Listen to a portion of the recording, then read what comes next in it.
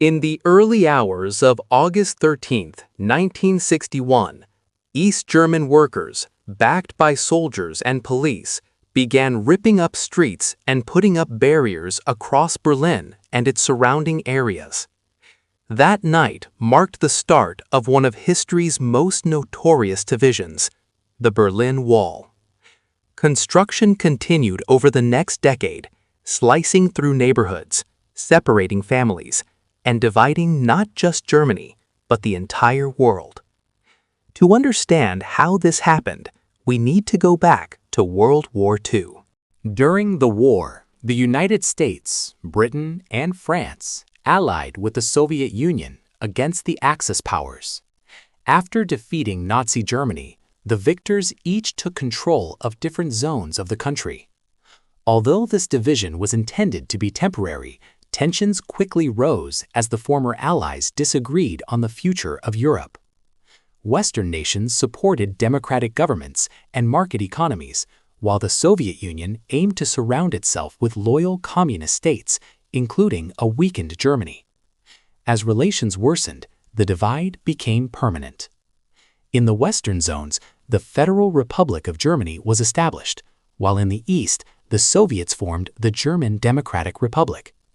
Movement and trade between the two sides became heavily restricted, creating a nearly impassable boundary known as the Iron Curtain.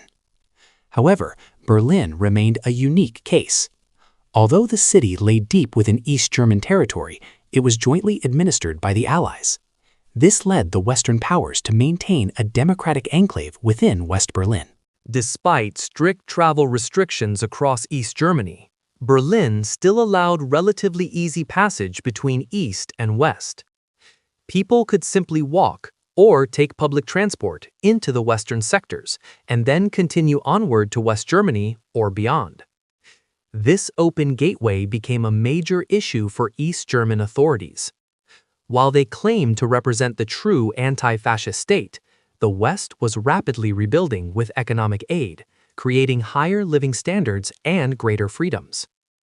Meanwhile, life in East Germany was tightly controlled by the Stasi, which monitored citizens through surveillance and informants. Although the East provided free healthcare and education, the West offered better wages, more goods, and personal liberty. By 1961, nearly 3.5 million people, around 20% of East Germany's population, had fled, many of them young and skilled workers. To stop this mass exodus, East Germany made the decision to seal the border, and thus the Berlin Wall was born.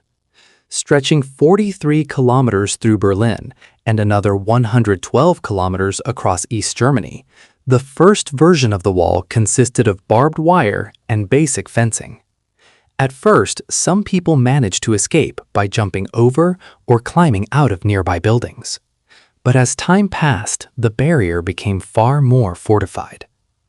By 1965, solid concrete walls 3.6 meters high had replaced earlier structures, topped with smooth pipes to prevent climbing.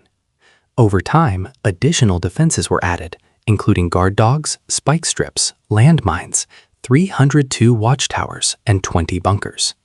Behind the wall lay a wide open zone known as the Death Strip, where buildings were demolished and the ground leveled to give guards a clear line of sight. Soldiers were ordered to shoot anyone attempting to escape. Even so, nearly 5,000 people successfully fled East Germany between 1961 and 1989. Some defected while traveling abroad, while others used creative and risky methods, digging tunnels, swimming across waterways, flying in hot air balloons, or even crashing vehicles through the wall. But the danger was real. At least 138 people lost their lives trying to cross, many in full view of helpless onlookers. While the wall helped stabilize East Germany's economy by preventing further population loss, it severely damaged its global image, becoming a powerful symbol of communist oppression. In 1972, the Basic Treaty allowed both German states to recognize each other diplomatically, though hopes for reunification remained alive in the West. Over time, Limited travel between the two sides was permitted, especially for family visits, but strict bureaucracy and high costs discouraged many. Still, demand for freedom continued to grow.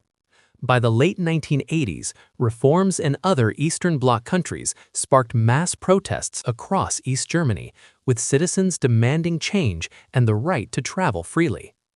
Then, on November 9, 1989, everything changed. In an attempt to ease tensions, East German authorities announced that travel restrictions would be relaxed. However, confusion around the announcement led thousands of East Berliners to gather at border crossings. Overwhelmed and unprepared, guards opened the gates.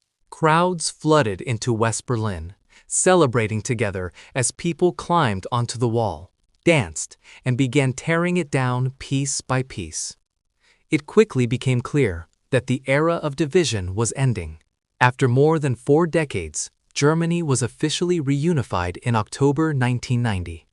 Soon after, the Soviet Union itself collapsed.